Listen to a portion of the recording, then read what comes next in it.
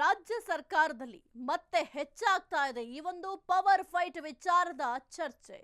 ಇನ್ನು ಡಿಕೆಶಿ ಸಿಎಂ ಆಗ್ಲಿ ಅಂತ ಬೆಂಬಲಿಗರು ಬಹಳ ಸರ್ಕಸ್ ಮಾಡ್ತಾ ಇದ್ದಾರೆ.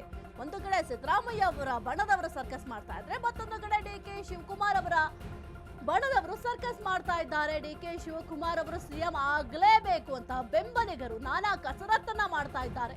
ಚನ್ನಗಿರಿ ಶಾಸಕ ಶಿವಗಂಗಾ ಬಸವರಾಜ ಸಂಕಲ್ಪ ಸಹಿತ ವ್ರತ. 2.5 ವರ್ಷದ ಸಿಎಂ ಬದಲಾವಣೆ ಒಪ್ಪಂದ ಆಗಿದ್ದು ನಿಜ. 100ಕ್ಕೆ 100 ಡಿಕೆಶಿ ಸಿಎಂ ಆಗ್ತಾರೆ ಅಂತ ಶಾಸಕ ಶಿವಗಂಗಾ ಅವರು ಸಾಕಷ್ಟು ಬಾರಿ ವಿಶ್ವಾಸವನ್ನ ವ್ಯಕ್ತಪಡಿಸಿದ್ದಾರೆ. ಒಪ್ಪಂದದ ಆಧಾರದಲ್ಲಿ ಸಿದ್ದರಾಮಯ್ಯ ಸಿಎಂ ಆಗಿರುವುದು ಸುಳ್ಳಾದ್ರೆ ಸಿಎಂ ಸಿದ್ದರಾಮಯ್ಯ ಅದನ್ನ ಸ್ಪಷ್ಟಪಡಿಸಲಿ ಅಂತ ಸವಾಲ್ ಹಾಕಿದ್ದಾರೆ. ಶಾಸಕ ಶಿವಗಂಗಾ ಬಸವರಾಜ್ ಅವರು ಅಧಿಕಾರ ಹಂಚಿಕೆ ತೋಳ ಬಂತು ತೋಳ ಕಥೆಯಾಗ್ಬಿಟ್ಟಿದೆ. ತೋಳ ಬಂತು ಅಥವಾ ಬಂದಿಲ್ಲ ಎನ್ನುವುದಾದ್ರೂ ಗೊತ್ತಾಗಬೇಕು.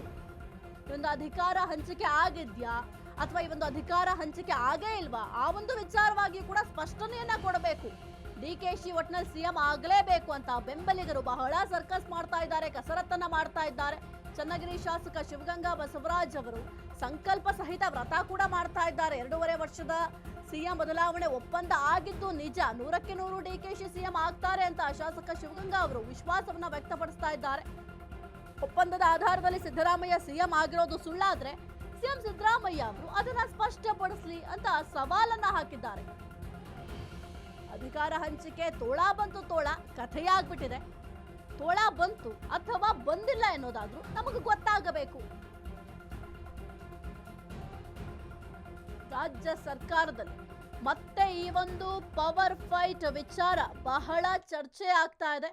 ಸದ್ಯಕ್ಕೆ ಒಂದು ಕಡೆ ಸಿಎಂ ಸಿದ್ದರಾಮಯ್ಯ ಅವರ ಬಣದವರು ಬಹಳ ಬ್ಯಾಟ್ ಬೀಸ್ತಾ ಇದ್ದಾರೆ. ಸಿದ್ದರಾಮಯ್ಯ ಅವರು 5 ವರ್ಷವೂ ಕೂಡ ಸಿಎಂ ಆಗಿ ಮುಂದುವರಿತಾರೆ ಅಂತ ಬಹಳ ಕಸರತ್ತನ್ನ ಮಾಡ್ತಾ ಇದ್ದಾರೆ. ಜೊತೆಗೆ ಕೆಲವೊಂದಿಷ್ಟು ಸ್ಟೇಟ್ಮೆಂಟ್ಗಳನ್ನು ಕೂಡ ಕೊಡ್ತಾ ಇದ್ದಾರೆ.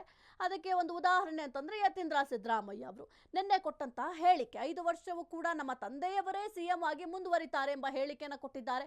ಮತ್ತೊಂದು ಕಡೆ ಡಿಕೆ ಶಿವಕುಮಾರ್ ಅವರ ಬೆಂಬಲಿಗರು ನಾವೇನ್ ಕಡಿಮೆ ಇಲ್ಲ, ನಾವು ಯಾವುದೇ ಕಾರಣಕ್ಕೂ ಕೂಡ ಡಿಕೆ ಶಿವಕುಮಾರ್ ಅವರನ್ನ ಬಿಟ್ಕೊಡೋದೇ ಇಲ್ಲ ಅಂತ ಸದ್ಯಕ್ಕೆ ಬಹಳ ಕಸರತ್ತನ್ನ ಮಾಡ್ತಾ ಇದ್ದಾರೆ, ಸರ್ಕಸ್ ಅನ್ನ ಮಾಡ್ತಾ ಇದ್ದಾರೆ. ಶತಾಯ ಗತಾಯ ಡಿಕೆ ಶಿವಕುಮಾರ್ ಅವರು ಸಿಎಂ ಆಗಲೇಬೇಕು ಅಂತ ಬಹಳ ಸರ್ಕಸ್ ಅನ್ನ ಮಾಡ್ತಾ ಇದ್ದಾರೆ. ತಮ್ಮದೇ ಆದಂತಹ ಸ್ಟ್ರಾಟಜಿಗಳನ್ನು ಕೂಡ ಬಳಕೆ ಮಾಡ್ಕೊಳ್ತಾ ಇದ್ದಾರೆ. ನೀವು ಕೂಡ ಗಮನಿಸಿರ್ತೀರ, ಇನ್ನು ಹೈಕಮಾಂಡ್ ಮಟ್ಟಕ್ಕೂ ಕೂಡ ಹೋಗಿ ಭೇಟಿ ಮಾಡ್ಲಿಕ್ಕೂ ಕೂಡ ಕೆಲವೊಂದಿಷ್ಟು ಶಾಸಕರು ಹರಸಾಹಸವನ್ನ ಪಟ್ಟಿದ್ರು. ಮಲ್ಲಿಕಾರ್ಜುನ ಖರ್ಗೆ ಅವರ ಭೇಟಿ ಮಾಡ್ಲಿಕ್ಕೂ ಕೂಡ ಬಹಳ ಸರ್ಕಸ್ ಅನ್ನ ಮಾಡಿದ್ರು. ಒಟ್ನಲ್ಲಿ ಈಗ ಕಾಂಗ್ರೆಸ್ನಲ್ಲಿ ಏನಾಗ್ತಾ ಇದೆ ಅಂತಂದ್ರೆ ಈ ಒಂದು ಪವರ್ ಫೈಟ್ ಜೋರಾಗಿ ನಡೀತಾ ಇದೆ.